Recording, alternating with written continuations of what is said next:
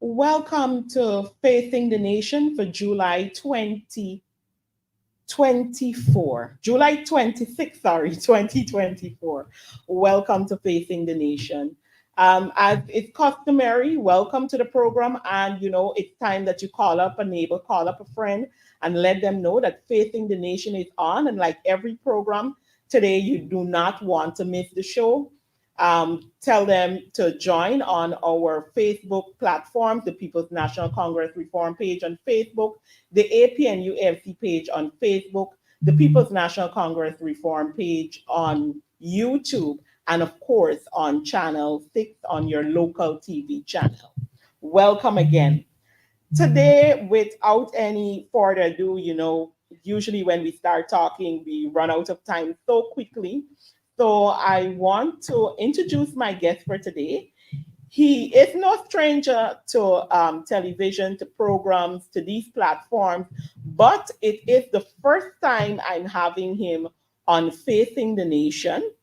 My guest today is none other than Mr. Vincent Alexander. He's the GCOM commissioner for the opposition. He's also chairman of IPADG, and he holds so many other portfolios that we will talk about in a bit. But I want to say welcome. Thank you very much. All right.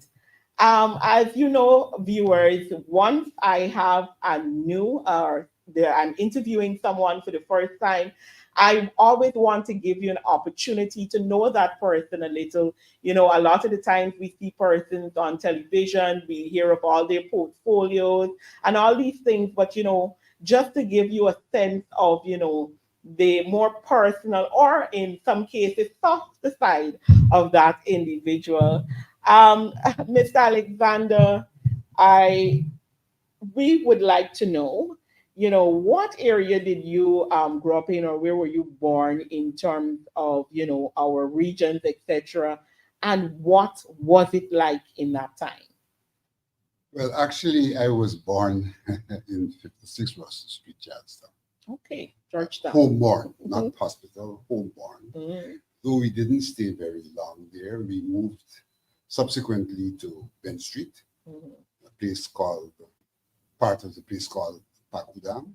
Mhm. My mother and grandmother, who were migrants from Aruba, moved to Pakudam with little savings that they brought back, Okay. and they purchased a property Mhm.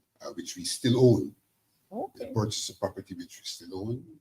And so almost all of my life, prior to being married, I lived in Ben Street in Pakudam, in what may be considered a part of South Georgetown. Mhm. We lived in difficult circumstances. Mhm. Single parent home, Mhm. um, my mom doing various things to make a living. She was into hairdressing, she was into being a seamstress. At one time, we had a little shop. And to understand where we were at economically, the shop used to be called Creep Before You Walk, a shop that never walked. And so, Wow. really, I grew up in what we consider to be difficult Mhm. economic circumstances, Mhm. but good influences. Mhm. Last of four children. My mom did not complete secondary school, but all of her children are graduates and have held good jobs. Mhm. The church has been a major influence in my life. Mhm. I started off with Sunday school and then got to be a Sunday school teacher, got to be Okay. a server in the church. Mhm. And whilst I have views about the church, I think that the principles and moral guidance of the church still informs my approach Mhm. to life. My leadership started in the church as well. As I said, I became a chief server at a very young age, around 14 years of age. Mhm. I was a chief server over guys who were as old as 40 years of age. Mhm. I became the leader of the youth group in the church as well. Mhm. And so there was where I started to have public exposure, so to speak. Mhm. I had difficulties in terms of attending secondary school when I first did common entrance. and I qualified to go to the tour. My mom couldn't afford for me to go to the tour, so I spent an extra year lazing, so to speak, in primary school. Through my own ambition, I did all the entrance exams across the country Wow. and passed them all and got a partial to go to Chatham High School. That's where I started. That's where I did my CP. At the end of CP, I had similar problems in terms of paying the fees for GC. And fortunately, I was able to appeal to the Ministry of Education that gave me what I call a scholarship to go to Christchurch, a government aided school. So I was able to do my GC there. I went down from there. And in Christchurch, I became the head prefect. So the whole question of leadership continued in Christchurch. I became head prefect under a year. I became the head prefect of Christchurch. I went on to GTI, where I did the ordinary diploma in commerce. And there again, I was involved in leadership.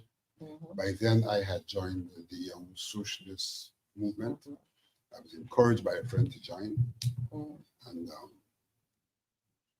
in some regards, that's now real history, because having joined, I moved on to executive member. I moved on to work with the party at the party's request. I wasn't looking in that direction, but I was seconded to work with the party. I think it was 1973. I had the privilege, 1975, to go to Tanzania to study.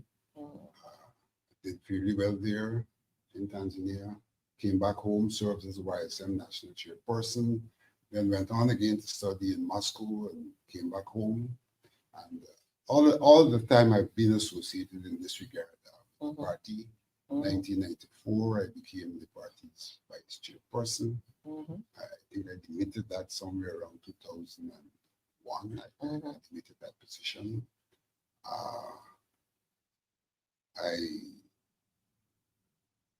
In the main, ended up working at the University of Ghana for 25 years, starting as a fellow of the Institute of Development Studies, and moving on into administration as deputy registrar, and then registrar for 6 years, and I retired from that.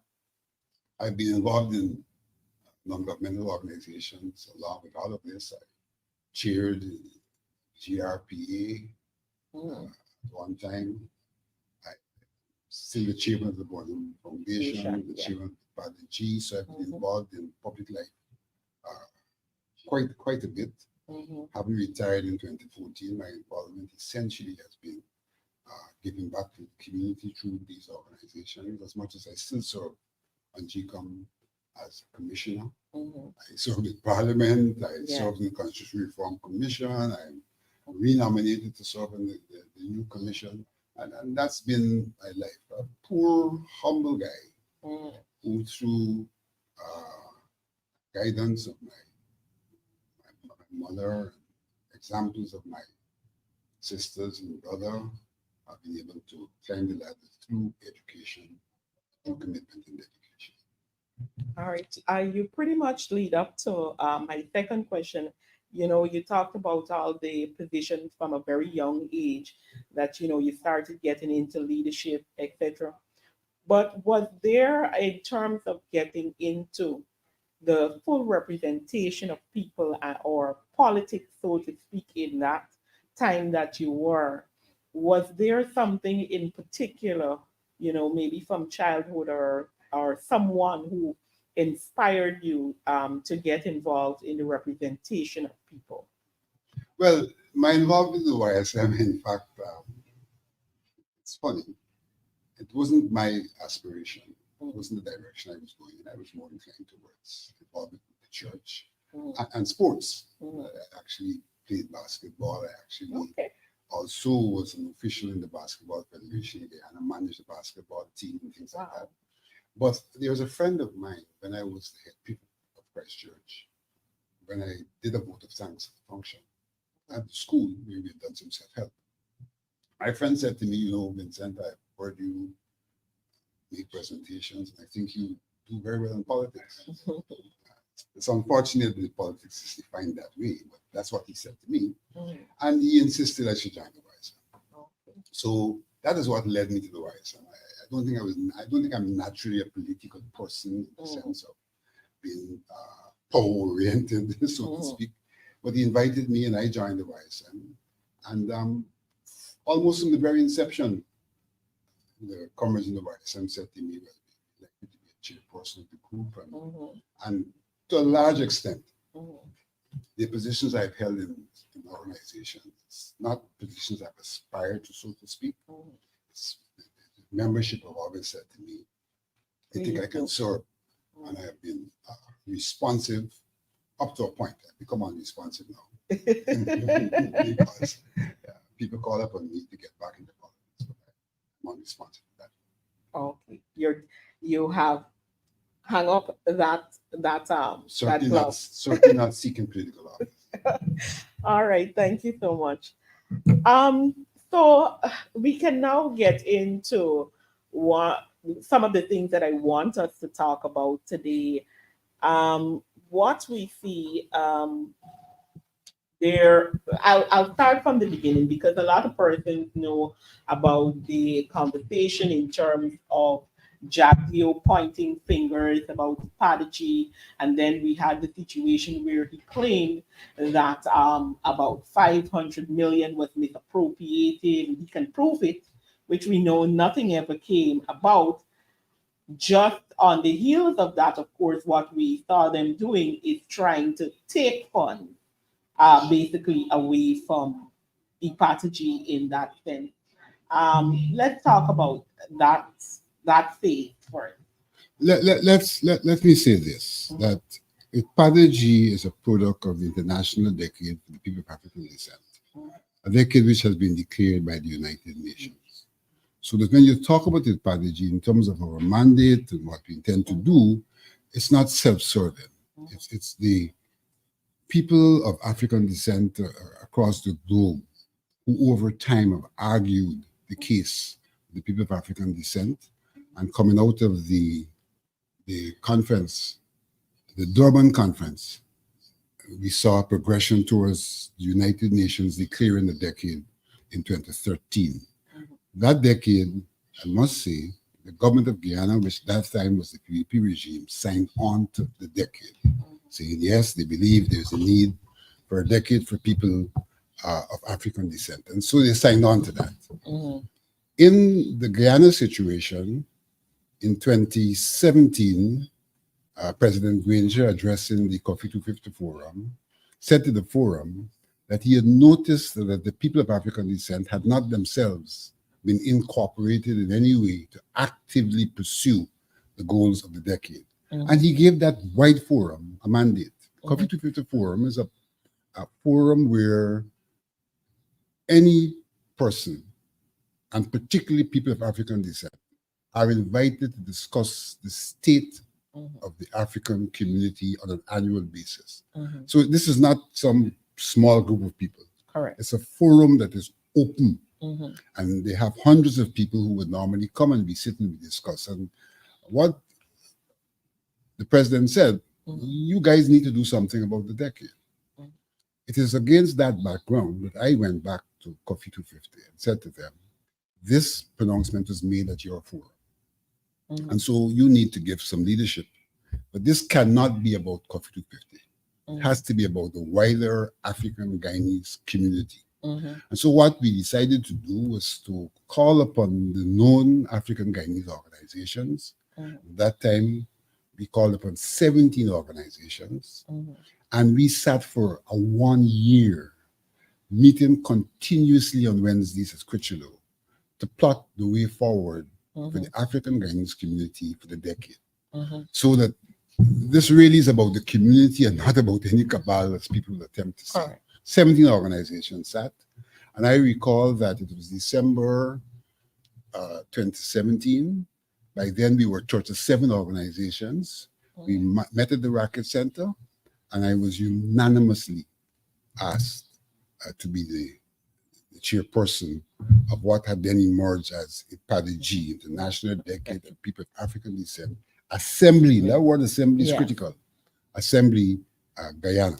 Mhm. And what we did then was to approve a charter, a constitution, Mhm. which provided for a secretariat, for the assembly. And the assembly really is a coming together of the representatives of the organizations that make up IPADG. IPADG is made up of organizations. There are no individual members. And from that assembly, we identified committees. In fact, President Granger suggested we operate in certain areas: education, equity, the economy, exploration, and there's one other. And we added to that youth. And so what we did was to, from that forum, to form committees. And having formed those committees, then each committee met and chose a chairperson. It is the chairperson and chairpersons of those committees who then make up what is called the coordinating council. So it's a bottom-up arrangement. Correct. Bottom-up. So that coordinating council consists of those chairpersons, the chairman who is elected by the body at large, and a CEO who is our professional administrator of the organization, who came to the organization through a process of advertising the job, interviewing the applicants, and choosing the best person. And so that's how we have what you call the coordinating committee. As I said, we had a charter, a constitution, and over time we were seeking to have the government grant us a charter, which I thought was something possible. That did not occur.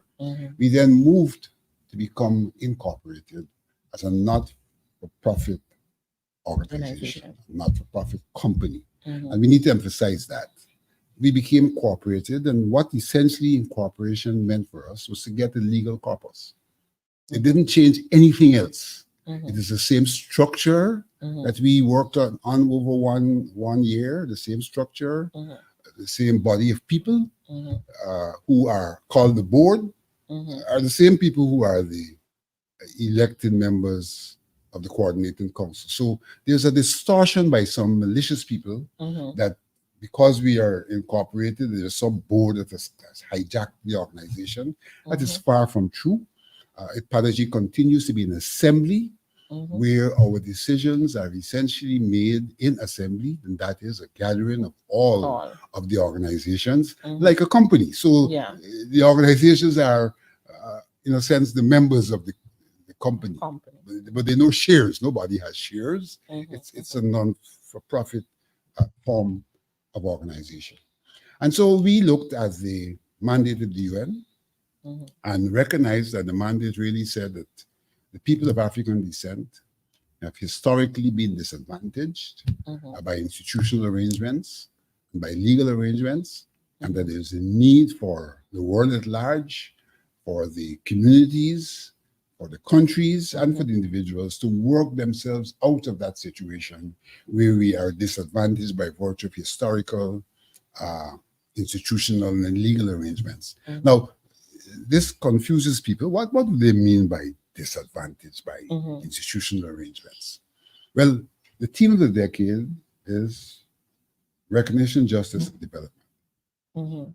And those are the three areas in which it could be contended we were disadvantaged by institutional arrangements. And so let me give you an example.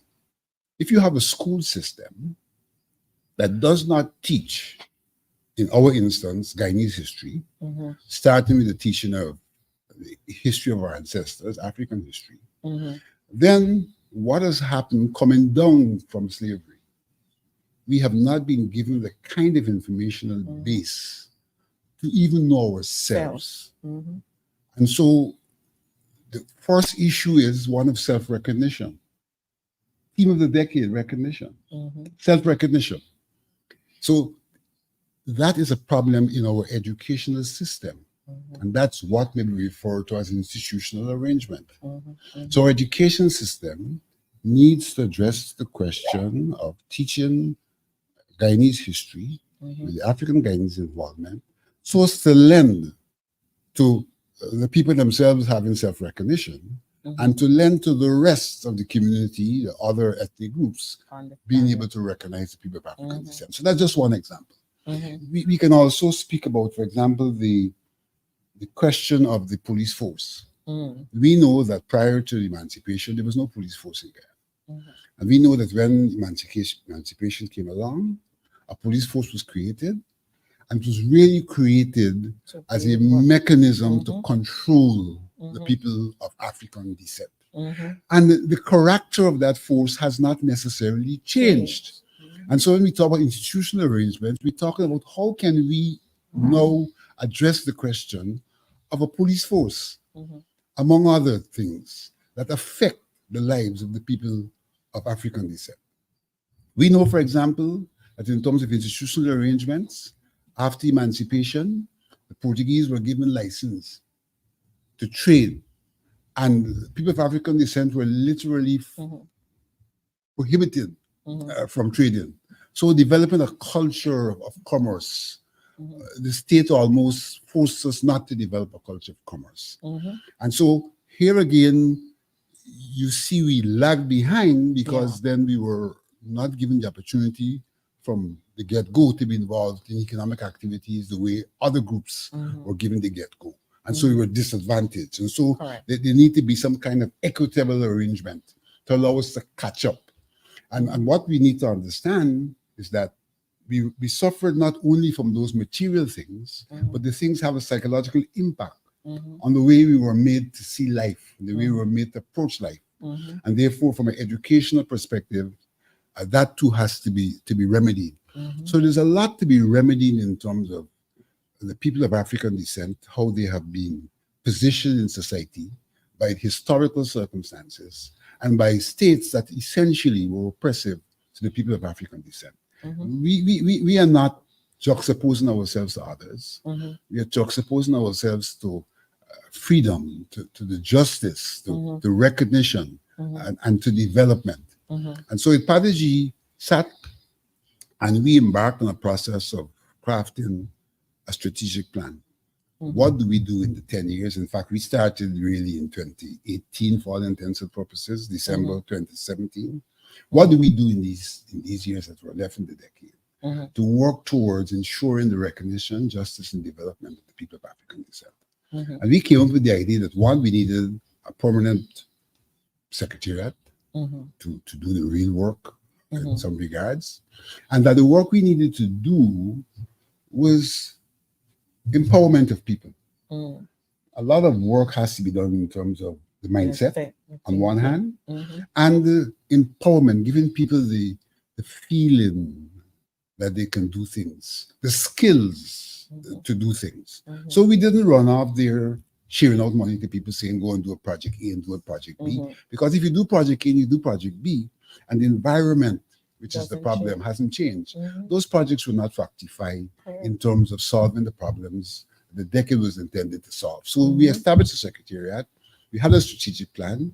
We started our work by conferences across the country with the people, where we discussed with them about the decade and the role we were intended to play and what we expected of them. And then we started to do other bits of work in terms of empowerment. And a lot of this had to be done by a staff. And so a lot of the money that we got was expended on a staff, and we have no apologies about that, because our work was manpower oriented.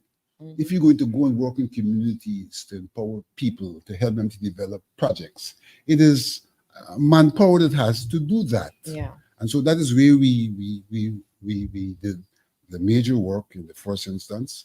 You know, we did, for example, we did something we called Ujama, which was these exhibitions where we brought people together, one instance at Coffee Square, the other instance in Main Street. Yeah, I remember. And for them to bring their produce, to market their produce. But we did training with them as well. We didn't just lose them in Main Street or lose them in Coffee Square. We brought them together weeks before, trained them in terms of skills, of packaging, of marketing and things like that. Again, manpower-oriented exercise. Correct.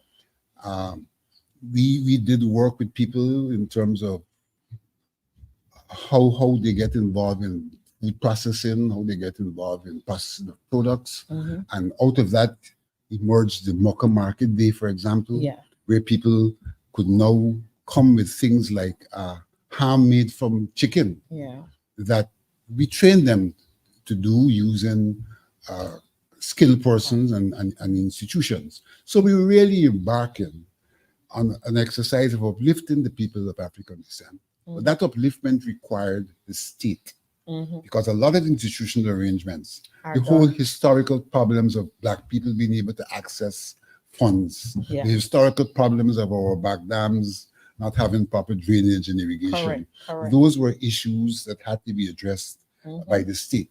And therefore, we embarked on a policy of creating a program for advocacy to interact with the government so that they could play the role, because the state committed itself to the decade when it signed on in 2013 to this declaration. But what did we find out?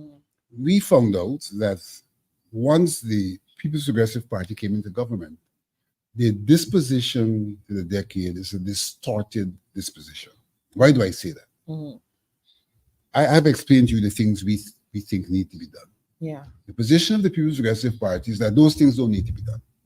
That after emancipation, all Ghanaians are equal, and therefore everything is available to us, and there is no specific work to be done with us through equitable mechanisms to bring us up.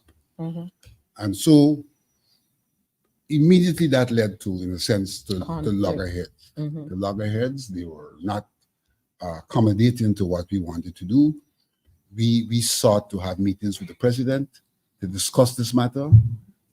He promised on 4 occasions. It's so ridiculous for a president to say to me on the last occasion when I spoke to him that on the month of Ramadan, he is committing to meet with us the week after Ramadan would have been over. That's what Ali said. He said, Vincent, I promise you on the month of Ramadan that next week we'll meet. Wow. And believe you me, he has not fulfilled that 4th promise because he's already done so on 3 occasions. But what we noted is that in the first occasion when he promised to meet, that was on the occasion of the launch of the Merchant Bank. When I raised the matter with him, having had the CEO write to him previously, and having said to her that, send me the letter, I hadn't seen it, and we'll meet. When I met him, I said, let's meet. He says, look, I'm going after the United States. And the Ghanaians probably should know that time when there was a sudden trip of government officials to the US. It's just around the same time. So he said, when I get back, I'll meet. Never fulfilled his promise. And as I said, there were 4 occasions. But that time, we were prepared with our advocacy document. And it's a set time when he was out of the country that we saw this onslaught from Jack Dio. We saw the onslaught. The onslaught took advantage of what may be a moment. What's that moment?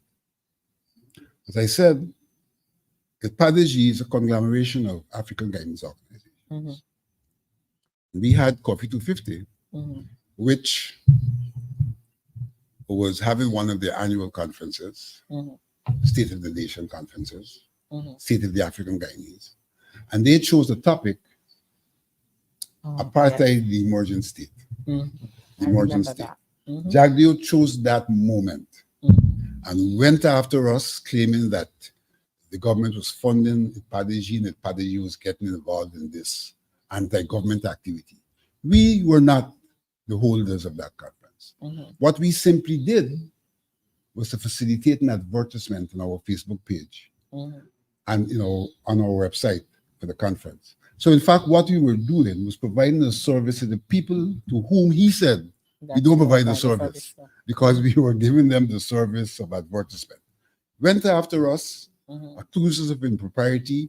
In fact, the day of that press conference, he sent the morning for our financial papers. And by midday was accusing us of spending 45% of our money on staff and suggesting that the leadership or the people who were drawing them. The fact of the matter is, our coordinating council, nobody gets anything. We are volunteers. It is a professional staff that was being paid to do professional work. So in fact, what the government has done is to deprive African Guyanese of jobs Mhm. by virtue of taking away Padaji's subvention. Mhm. These were paid professionals. These Mhm. were not the Alexanders or the Nippies or any of the people who are on the coordinating council Mhm. collecting any money. We Correct. were volunteers. Mhm. So clearly, he went after us in that moment, but it had a lot to do with the fact that we were moving in a direction that was unacceptable. The To them. government did not feel that there was need for this kind of work to be done in the African Guyanese community. Mhm. We became involved with the United Nations because this is the United Nations decade. Mhm. And they've established a group, an expert group based in Geneva, and they've also established a forum for the people of African descent. That's Yeah. the seriousness they've attached to Correct. this decade. Mhm. And then Padaji had attended the group of experts meeting in Geneva, the first such meeting. The government did not attend. Mhm. They showed no interest in that. Not attend. That didn't matter. Mhm. We attended, and we were able, in attending, To to present. speak to truth in Mhm. terms of the situation in Guyana, the people of African descent. Mhm. We then attended the first forum, the first session of the Forum for People of African Descent of the United Nations. Again, the government did not attend. Mhm. But we had something called side events, where you are able to speak to a larger body of people from across the globe. Correct. And they send their diplomats to that. Mhm. And apparently there were reports of what we may have been saying. Saying. And so by the time we got to the second session, they sent Minister Waldron, Yeah. who apparently is now designated to deal with things of people of African descent, including forming fake organizations. Yeah. They sent her and they sent the chairman of the ERC, and they sent the guy who is associated with the uh, Rastafarian Council Mhm. as well. And you know, during the course of things, we have had, like in any organization, some little differences. And there were some of our membership who made some complaints, partly misguided. They themselves thought that this was about handouts, that each organization would get some of the money that the Mhm. secretariat got, and didn't necessarily understand and appreciate the nature of the work we were going to do. And the Mhm. government piggybacked on those people to Mhm. say, here are people complaining, and therefore we have to take action against you Mhm. because you are not delivering to your people. And Mhm. so they used that moment to stop our subvention. And I think they really felt that it would bring us to our knees. Mhm. But it hasn't happened. Correct. Notwithstanding Kwame McCoy going to the Chronicle to say that the PADFG is a failed organization, suggested we don't exist, Mhm. but we do. We've continued to exist because our coordinating council is a committed coordinating council. Mhm. And so we're prepared to continue to do the work that's Mhm. required. We have had some people who have been good donors, and we will not mention their names. We don't want to be victims of this state, this government that is very vindictive. So Mhm. they will go unmentioned. But we have managed to continue our work. Right now, we are involved in a project where we have brought together 38 organizations, and they are going to be given grants. This project is provided specifically for grants, Mhm. and they're going to be given grants. But before they got the grants, we did what I said we would normally do. We brought them in and we trained them. Correct. They were trained in piggery, they were trained in husbandry, they were trained in processing. And Mhm. so they can now take those skills into And their projects. Mhm. We're not just throwing money at them and saying, hey, take the cash. Mhm. We're giving them the basis on which, when they get the grants, they can sustain the Whatever activity. activity. And on the question of grants, I should make this point that Jagdeo has repeatedly said that we got this $500 million and that we only gave out 300 something thousand dollars in grants. Mhm. First of all, our annual subvention was not merely about grants. Mhm. And I have explained already the way in which we thought we'd spend the funds in an attempt to empower the people of African descent using professional staff. Mhm. But in 2018, by the goodness of Minister Jordan, we were given a specific sum for the purpose of grants. 2018 December, we were given a specific sum. And so what we did in 2019, we disbursed that particular sum Mm-hmm. for grants. There's no administrative monies involved in that sum that he gave us. It was purely for grants using the administration which we had in place. Mm-hmm. There was a residual sum of 300, I think, and $63,000 that was not disbursed in 2019. Mm-hmm. And so in 2020, that sum was disbursed. Mm-hmm. So when Jack Dio got our books, Mm-hmm. which we made available, have Uh-huh. nothing to hide, he saw this sum of grants in 2019 and told the entire world that the only grants we gave out was 300 something thousand dollars. Mm-hmm. And I mean, that man professes to be such a knowledgeable person in economics and financial matters. It is nothing short of him lying Mm-hmm. to say that the only grants that we only gave out 300 something thousand dollars in grants. When in fact, in the first instance, we're not a grant giver organization. And in the second instance, 300 something thousand was a residual sum Mm-hmm. from 2018 that was intended for grants and was in fact given out for grants. Mm-hmm. So he used that to attempt to smear us, Mm-hmm. and I really am going to smear him back. And unfortunately, the case, which I filed about 2 years ago, Mm-hmm. has been postponed on 3 occasions. That's what I was You going to know, ask next. Other cases after this one have been heard, but my case, it was supposed to be this month. It's now postponed to August. It was supposed to be June. It's been postponed and postponed. Mm-hmm. But I'm bringing Jagdeo to boards Mm-hmm. because he's been involved in a defamation of character by suggesting that there was impropriety. Mm-hmm. There was no impropriety. They audited us. They sent a special unit of the Ministry of Finance to audit us Mm-hmm. in 2021, I think it was, Mm-hmm. to audit us. Clean report. Clean report. And I can say to you that the people who came to do the audit came probing, Mm-hmm. trying to find out if there's information on Alexander. Mm-hmm. On Alexander. But they could find none because Alexander has never taken a blind penny from his prodigy. Mm-hmm. And history will subsequently tell how much he's given to his prodigy. So I'm probably one of the donors, but I'm not one who's going to hide. Right? We have given to keep it prodigy going. So that what has happened in their attempt to show an interest or to fake an interest in the people of African descent, they have now embarked upon setting up parallel organizations. Mm-hmm. And the first one they sought to establish is one called APAD. Yes. And you see the That was word my next APAD question. there. It's to Yes. get close to Ipadaji Prodigy. in terms Correct, of name. correct. And they say the mission is for that body to bring people together. Mm-hmm. But what we're going to note in the first instance, APAD is not a bottom-up organization. Mm-hmm. It's a top-down body of people. We don't know how much they're touching the bottom. Mm-hmm. And wittingly or otherwise, Minister Waldron has said to the public that APAD was set up by the government. Correct.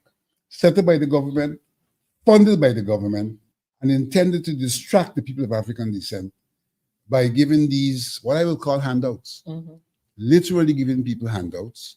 And in giving those handouts, Nothing in the system changes. nothing changes. Mm-hmm. And whilst they're accusing us of impropriety, check and see the kind of accountability in terms of those handouts that have been given. So they sought to establish this body and to propose that here are the real representatives of the people of African descent, that the Padaji is falling apart. Our membership grew even after the subvention was taken away. And we are now at 78 in terms of our membership. So our membership has grown, though Kwame has gone ballistic to say that people have left with Padaji. I don't know who those people are who've left with Padaji. And we don't know that these organizations they are forming, they were not organizations in the Padaji. So it's not a case of people have departed in Padaji to go and form organizations. These are new bodies being established. And in fact, what they're really doing is wherever there are little enclaves of people of African descent in a community, they're now giving them a nomenclature as if they are an African Guyanese organization. Correct. And they're doling out to them these monies so as to attract the people of African descent based on cash, trying to exploit the impoverished state of the people of African descent. that they have placed them in. And so they have perpetuated in poverty. They perpetuated the issues that ought to be addressed coming down from slavery and post-emancipation. And are now doling out little coins to the people of African descent, even as they have said, interestingly, when we went to the United Nations and the United Nations reacted, posed questions to them, and the public knows now about those questions, they responded to the UN and said that we are responsible for our state. And they quoted certain situations. They say, look, they weren't smart people. So when they were freed, rather than get involved in commercial farming, they got involved in provision farming. And there was no market for that. So blame them. They said that we gave up jobs on the estates, demanding higher wages. So we gave up a source of funding. Blame them. And so they've said in some regards that we are responsible for the state that we're in.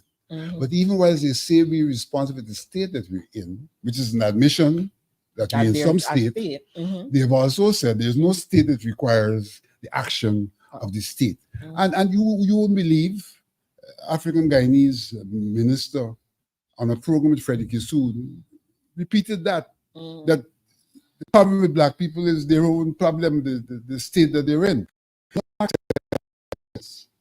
That people of African descent have suffered both materially and psychologically. And this is not something peculiar to Guyana. We have people in the United States looking at this whole question of the post-slavery syndrome.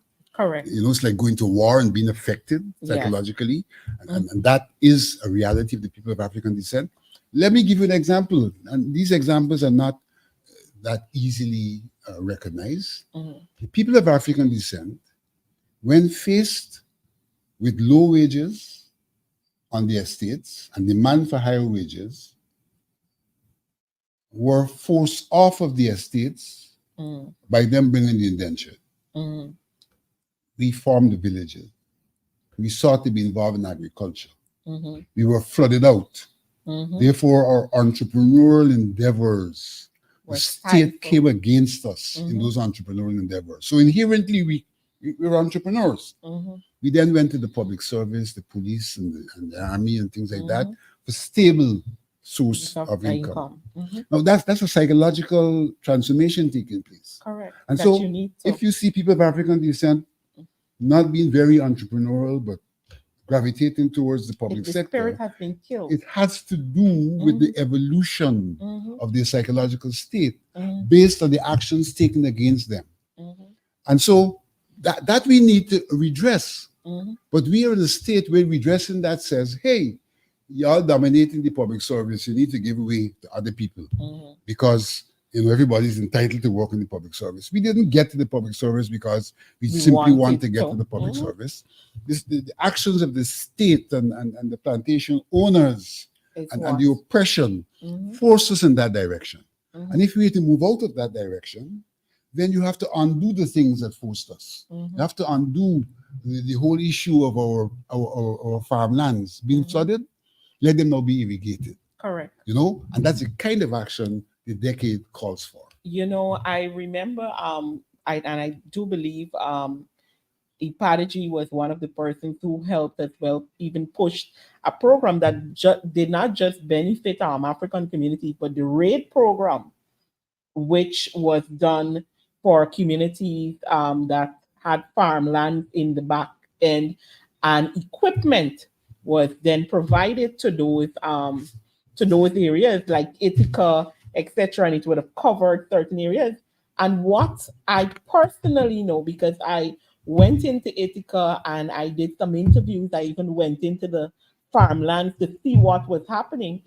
The government, after they came in, literally stole those equipment from the village. And they were left with one tractor at the time I visited that they were now trying to safeguard because that was now the only means of getting into the backland. And these are things that we know were advocated for through your program. You're quite correct. The RAID program was a program under the Ranger regime. Correct. Though lots of people say, and Jagdeo says it ad nauseum, that Grange did nothing for his people. The RAID program was one where rehabilitation of the backlands was Mm-hmm. being undertaken in 4 communities: Mm-hmm. Mock Arcadia, Mm-hmm. BV Triumph, Buxton, And and it's Ithaca. mm-hmm. And that's a kind of institutional arrangement. So I'm Correct. emphasizing this whole, and the UN says institutional arrangements are required Mm-hmm. to be changed. Mm-hmm. That was being put in place to reprieve the people of African descent Mm-hmm. from the state that they were in. And what did this government do? Mm-hmm. They closed the program down. Mm-hmm. The machinery was intended to be retained in the community for maintenance of those projects. Mm-hmm. They took it away, and then Hamilton goes on TV and says the program failed, but they No. dismantled Correct it, right? the program. Mm-hmm. We have the situation with cooperatives, and we know that Yeah. all might not be Co-ops. well with the cooperatives. Mm-hmm. Rather than work with the cooperatives, Mm-hmm. they're seeking to dismantle and to take away the land. Correct. So we do not have a state which is prepared to address the issues Mm-hmm. of the people of African descent. Mm-hmm. And what they are running around doing, 2 things. The president is running around telling the world that he supports reparations. Mm-hmm. And that's the easiest thing for him to do, Mm-hmm. because reparations is about how you interface with the UK Mm-hmm. and Netherlands to get money. Mm-hmm. The danger we have Is is when they get the money, what they're going to do with it. correct. But it has nothing to do with them being committed to themselves, Mm-hmm. helping the people of African descent. So that's the Mhm. first thing Mm-hmm. that they're doing. And the second thing they're doing is giving these little handouts Handout. to the people of African descent, as if those handouts will address the problems. Mm-hmm. Now, we have no problem with the people of African descent taking the money, Mm-hmm. because it's not Jagdio's nor Money. Ali's Mhm. money. It's, Mhm. it's in a sense our money. Yeah. They can take the money and they can be engaged in Projects and projects, programs. but those things are temporal. Mm-hmm. Those are not the things that are fundamental Mm-hmm. to redressing the problems of the people of Mhm. African descent. What is fundamental is what Padaji sought to advocate for. Mm-hmm. They've refused to speak with us in terms of that advocacy. They've refused to address those issues. They contend, in fact, that we don't have those problems. You know, when you speak about that, what blurts out or is obvious with this government, anything that is done to really not patch a system but fix the system, if it is educating people how they should be treated better and what they should expect, will not fly with the PPP, because they are simply accustomed in, or what, from my view, what you see happening is them wanting to keep people at a certain level so that they can do just what they're doing. Just give them a little handout. They create the problem, give you a little handout, and then say, you know what, all is well. But then 2 mornings after, you're back to the same thing. And from those handouts, if out of the 100%, 60% of it is gone to a friend, family, or favorite. Because one of the things that we do see happening with these organizations that are popping up as well, that they're creating, they're going to people who are aligned to them or the PPP in itself, and creating them and giving them the money. So you have that same cycle happening again, where they're ensuring that their friends, families, and favorites again get what they want, and there is no real redress to the real core issues or the foundation of the problem with the people of African descent. You're quite correct. And let's use an example to see the difference between the Padaji, for example, and the government. Mhm. We funded Ujamaa, which was the exhibition in Main Yes. Street. Mhm.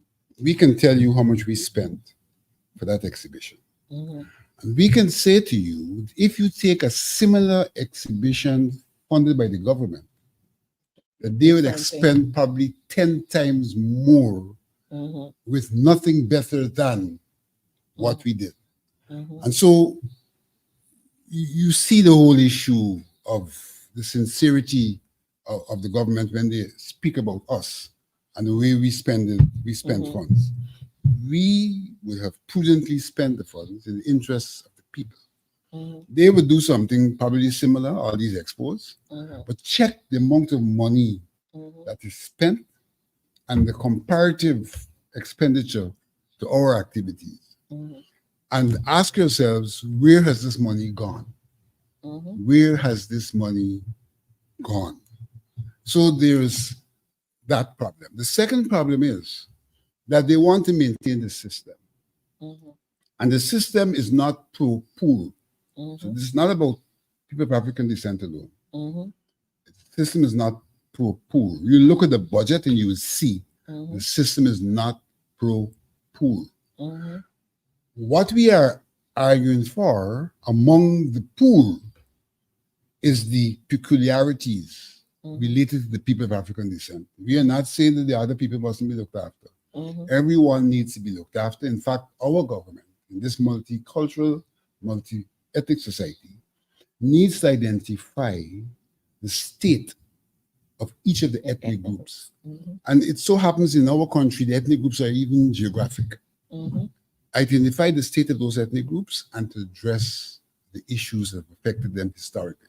Mhm. The people, the indigenous people are relatively fortunate, relatively, Mhm. because coming out of independence, Mhm. it was identified that their issues need to be addressed, Mhm. and therefore the issue, in some regards, are being addressed in terms of their giving their lands, Mhm. Their land lands titling. which, in fact, Mhm. this whole thing of land titles is Mhm. a sham. Mhm. The Under the Hoyt regime, Mhm. those lands were given to those people by legislative method Mhm. because we know how difficult it is over all of those communities to do physical underground demarcation. But Mhm. Hoyt did a legislative demarcation Mhm. and titling of those lands. Okay. So don't let us be fooled that this government has come and has this tremendous interest that no one else had. Mhm. Hoyt, the issue of land titles started on the border. Yeah. And Hoyt, recognizing the difficulties Mhm. in the process, Mhm. went to the parliament and passed legislation Mhm. that defined those areas Mhm. as and those areas became property of those people by virtue of legislation. Mhm. All we're doing now is a more detailed and specific physical demarcation, Mhm. right? So, as I was saying, the people of the Amerindian people have, in some regards, benefited because of what we decided at independence. Mhm. But even in the instance of the Amerindian people, there's so much politicization taking place Yeah. in those communities. The Mhm. people are not being allowed to self-govern. And make their Their decisions. imposition. Mhm. When you have the elections for the Amerindian councils, the minister goes in there, interferes with the elections, Mhm. impose the people, and things like that. And the Mhm. communities that benefit are the ones where the elected persons are of their ilk. Mhm. So our people's issues are not being addressed. And they're not being addressed because we have a system that has never been Mhm. really geared, except for the Burnham period, Mhm. to look into the interests of Oh. the ordinary man, Mhm. and more particularly to look into the interests of African Guyanese who have their own sufferings Mhm. that has to do with enslavement and institutional arrangements that we've inherited from the post-emancipation period up to today. Burnham attempted to address some of those issues in terms of things like the Agricultural Bank, the Mortgage Finance Bank. Those were institutional arrangements. They are no longer in place. And the need is, and the world has said, Mhm. coming down from the Durban Declaration right on to the United Nations Declaration of 2013, that the people of African descent require special attention. It may Mhm. be called equitable attention, Mhm. so that they can be equalized with other peoples. And then they can benefit from any regime that's in place. You Mhm. cannot benefit from the regime in place if you are not on the same footing. You Mhm. have to be, in the first instance, equalized, and then you can compete. Well, we're basically out of time today. And that's what I said. When these programs start, there's so much to talk about, that we never get to complete certain things. I wanted to talk to you a little bit on GCOM, but maybe I'll have to invite you another day and let's just talk about the issues as well at GCOM, because I know there are a lot of things happening there. And we know that there is an election coming, so there's a lot to be done. But since we're on this topic, and just as we close, Emancipation celebration or Emancipation Day is on the 1st of August, which is less than a week away next week, Thursday. What, with all of this happening, what we're seeing, the issue of you even having to write a press statement to deal with issues like we just discussed, what is your feel about emancipation this year, and what should we really be doing? Well, first of all, emancipation is being used as another moment to create division and to penetrate the African Guyanese community. And so this doling out of funds, we've seen them go to communities and say to people, well, hold an emancipation activity that is in conflict with traditional emancipation activities. The main such example is the APAD function at Maltinos on Emancipation Day. We have had AGDA for over 30 years, delivering to the people of Guyana an emancipation activity which has been well attended, well organized, recognized, that has helped to build the consciousness of people of African descent. And here you have now the government funding APAD to have a concert, so to speak, adjacent and to the AGDA activity. In a sense, to pull people away from AGDA on one hand, but on the other hand, to project that they're the ones who are most concerned because the concert is free. It's a free concert. But to in fact interfere with the solidarity and the camaraderie among people of African descent, and to try to supplant the leadership, which is a bottom-up leadership, with these people they're imposing from the top. It's a sorry state that there are people of African descent who have succumbed to that kind of mobilization. It's sorry, but we know in any society, you have issues of class that can lead to these kinds of circumstances. You have what Frank Fanon talked about, black faces with white minds, so to speak. So we are affected by that. That is not something new. It's historical. But I think our people need to understand that these events are being used to divide, to dismantle, and to demoralize the traditional African Guyanese community.